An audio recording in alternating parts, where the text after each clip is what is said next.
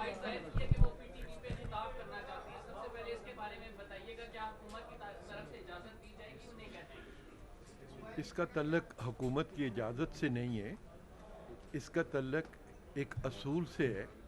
پاکستان ٹیلی vision corporation ایک سرکاری ادارہ ہے، ایک قومی ادارہ ہے، اور قومی ادارے پہ صرف صدر پاکستان قوم سے خطاب کر سکتے ہیں، وزیر اعظم پاکستان قوم سے خطاب کر سکتے ہیں.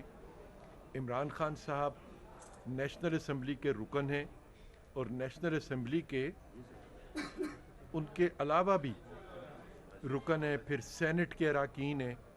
تقریباً پارلیمنٹ جو ہے جس میں نیشنل اسمبلی اور سینٹ دونوں شامل ہیں، تقریباً 400 کے قریب اراکین ہیں، and he is one of them.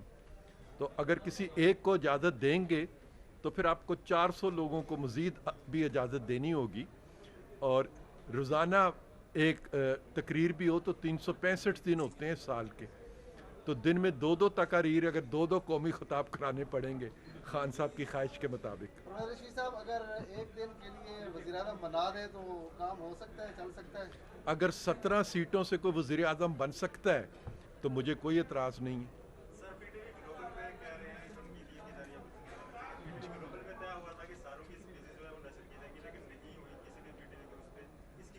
جی میں آپ سے عرض کرتا ہوں، پاکستان ٹیلی ویژن سے اسمبلی کی کارروائی کو لائیو ٹیلی کاسٹ کرنے کے لیے مجھے ہدایت چاہیے ہوتی ہے نیشنل اسمبلی کے اسپیکر صاحب کی. اگر وہ مجھے حکم دیں گے تو لائیو ٹیلی کاسٹ ہو جائے گا.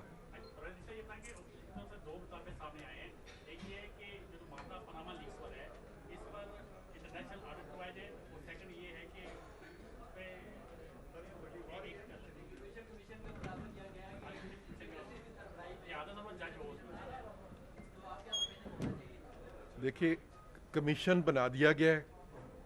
حاضر جج جو ہیں وہ تو سپریم کورٹ کے موجود ہیں، ہائی کورٹس کے موجود ہیں. ان کے پاس ہر شخص جا سکتا ہے، ہر پاکستانی جا سکتا ہے، وہاں تو کوئی رکاوٹ نہیں ہے. اگر عمران خان صاحب چاہتے ہیں کہ اس مقدمے کا فیصلہ جو ان کے بقول کوئی مقدمہ ہے اسے سپریم کورٹ کے کسی جج صاحب کو کرنا چاہیے، تو عمران خان صاحب کو کھلی اجازت ہے، وہ ایک درخواست سپریم کورٹ میں دیں اور مقدمہ وہاں لے جائیں. جو کمیشن بنایا گیا ہے وہ انکوائری کمیشن ہے، اور انکوائری کمیشن کے پاس پورے اختیارات ہوتے ہیں. وہ ہر ادارے کی مدد حاصل کر سکتا ہے، ہر تفتیشی ایجنسی کی مدد حاصل کر سکتا ہے، ہر آڈیٹر جنرل کی مدد حاصل کر سکتا ہے. اس کے راستے میں کوئی رکاوٹ نہیں ہے. تو جو خواہشات جن کا اظہار کیا جا رہا ہے اپوزیشن سے، انکوائری کمیشن جو ہے وہ ان تمام خواہشات کو اور ان لوازمات کو، ان ضروریات کو پورا کر سکتا ہے.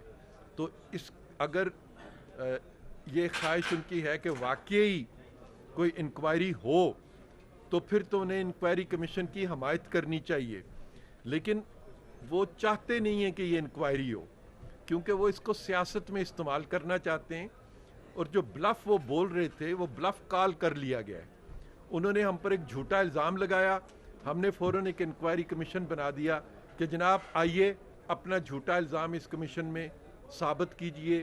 اور وہ کمیشن خود بھی ہر قسم کا سوال جواب کر کے سچائی کو سامنے لے کے آئے گا، جو انشاءاللہ تعالی سچائی، چونکہ ہم جانتے ہیں کہ ہمارے کسی بھی مسلم لیگ کے کارکن سے، مسلم لیگ کے کسی عہدیدار سے، مسلم لیگ کے عہدیداروں کے، وزراء کے خاندان کے کسی فرد نے کوئی لاقانونیت نہیں کی ہے. اس لیے سچائی جب سامنے آئے گی تو انہیں شرمندگی ہوگی.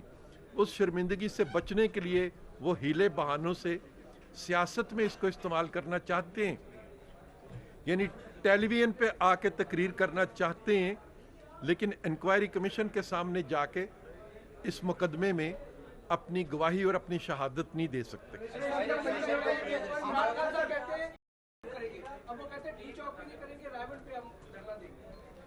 میں نے ان کی یہ بات نہیں سنی. جب سنوں گا تو وہ بہت سی باتیں کہتے رہتے ہیں. 2 دن پہلے تک وہ ڈی چوک آ رہے تھے، اب F9 میں جا رہے ہیں. इंक्वायरी कमीशन को अपोजिशन ने मानने से इनकार कर दिया है, बल्कि पीपल्स पार्टी और पीटीआई यार मैंने बड़ी तफसील से जवाब दे दिया है। वो कहते हैं इंटरनेशनल ऑडिट फॉर वो तो जो इंक्वायरी कमीशन होता है वो इंटरनेशनल ऑडिट भी करा सकता है। इंक्वायरी कमीशन को किसने इंटरनेशनल ऑडिट कराने से रोका है भाई? सर अमन मीर रिपोर्ट कमीशन जारी हो गई है और कहते हैं 4 महीने पहले हुकूमत को दी थी। आपकी नजर से अभी थोड़ी पहले देर की खबर है, मेरे इल्म में नहीं है। कहा जा रहा है कि हुकूमत ने अपने फराइज अंजाम नहीं दिए सलीम शहजाद केस में और ये वाकया रोनमा हुआ सर, अभी मैंने पढ़ी। मेरे इल्म में नहीं है। जब मैं वो रिपोर्ट आएगी फिर पढ़ेंगे, फिर इस सवाल का जवाब दूंगा। कल जो है वो आयन का दिन है, कल कॉन्स्टिट्यूशनल डे मनाया जा रहा है और एक रज़ा रब्बानी साहब जो सेनेट में चेयरमैन है, उन्होंने कुछ दिनों पहले कहा था कि विफाक पर और आयन पर स्याह बादल मंडरा रहे हैं। क्या रज़ा रब्बानी साहब का अपना तज्जिया हो सकता है। जब मैं उनसे मिलूंगा तो मैं उनसे बात को समझने की कोशिश करूंगा, लेकिन मुझे तो पाकिस्तान पे एक रोशन सूरज जो है वो तुलू होता हुआ नजर आ रहा है।